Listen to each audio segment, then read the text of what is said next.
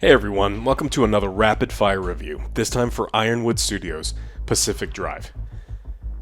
You know, to be honest, I didn't really want to review this game. And it wasn't necessarily the game's fault. We had just finished the horrible fecal farce that was Suicide Squad Kill the Justice League, and we were already neck deep in whatever the hell Ubisoft had been working on for 10 fucking years. So here was yet another survival game, after so many had already come out in just the first 2 months of 2024. This one apparently pretty far out from what I normally seek out in a survival game. It's basic in its crafting system, there's no base building to speak of, perhaps even a touch linear, and reportedly very story-driven. Now, story-driven games seem to be a losing bet for video game consumers nowadays. Being story-driven often leads to underbaked gameplay mechanics, as they aren't necessarily the focus of their game. And then, of course, we are subject to poorly written drivel by either the uninspired or cobbled together by a committee of old people pretending to know what young people want. And then, of course, revised by consulting companies who are equally as clueless, but bear none of the blame afterwards. These impossible to underestimate writing teams, or tweetsmiths, then subject us to dialogue that sounds AI-generated at best. Characters speaking to each other like it's their first human conversation not made through a tiny screen, 140 characters at a time. So again, I didn't necessarily want to jump right into this review. But of course, clearly since this video exists and you're watching it, I did.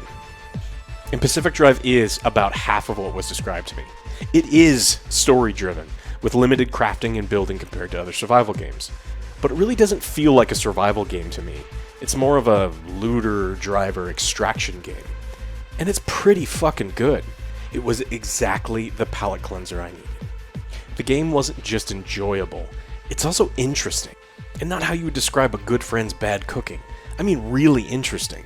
In a gaming landscape where we don't remember much but the failures of the games we play, having a memorable experience was refreshing. The game held my attention for the entire time I played it. Now, of course, there are slower parts or mechanics I would have preferred be changed, or minor tedium that popped up from time to time. Hell, surviving is tedious, but I still remained interested in what was happening. The basics here are you are a driver, just some person driving a car somewhere in the Pacific Northwest.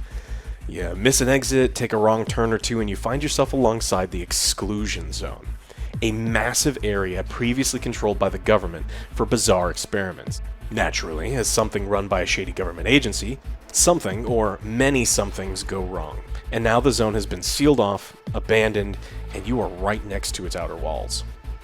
There are some sudden strange noises paired with bursts of light and color, and our driver passes out.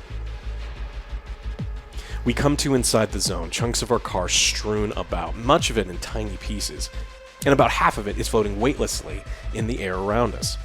As we get our bearings, we trek to a nearby shack and find the co-star of our game, a station wagon, a 1970 classic Ford POS, miraculously still in mostly working order, but beat to hell. After a brief introduction to basic repairs, we take our station wagon on a bit of a drive to seek out more permanent shelter. Driving this thing takes some getting used to. It sways and drifts, the suspension is shot to hell, and the damn thing just absolutely chugs gas. Driving through the zone is a dangerous task. It's an ever-changing place with all sorts of strange things lurking about. But luckily, a few scientists who chose to linger behind in the zone when it was sealed off get in contact with us and let us know exactly where we can find some safety. The story of Pacific Drive is told by these scientists who at least appear to be looking to help us. They all have different personalities and ideas about how to get us the hell out of the Exclusion Zone, and are certainly some of the most memorable NPCs in any survival game that I've played.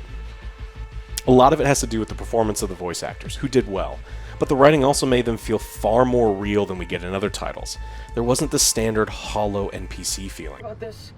Well, they'll be fine. It's not fine. Look at those radiation spikes that Colossal Cappy's still giving off after all these years. To achieve any sort of resonance, the driver's going to have to get right up against Cappy. I get you, Francis, but Oppie's got a point. Any remnant energy lingering in the car is too weak to detect with conventional methods. Really? You're gonna take her side? This isn't about sides.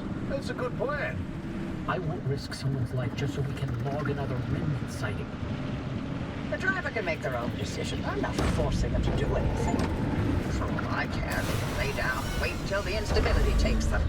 That would get them out of my hair much faster than all of these shenanigans. After establishing a base of operations in one of their garages, we start exploring the world, searching for materials, breaking existing stuff down for parts, and with the help from our guides, we can figure out what the hell is going on, and how we can make it deeper into the zone to get the answers we need to get out. Now, searching for materials, the basics of the crafting system, inventory management, and expanding your technologies will all feel very familiar to survival game vets. Honestly, the only things that took any getting used to was the UI layout and perhaps the rituals of getting in and out of the car.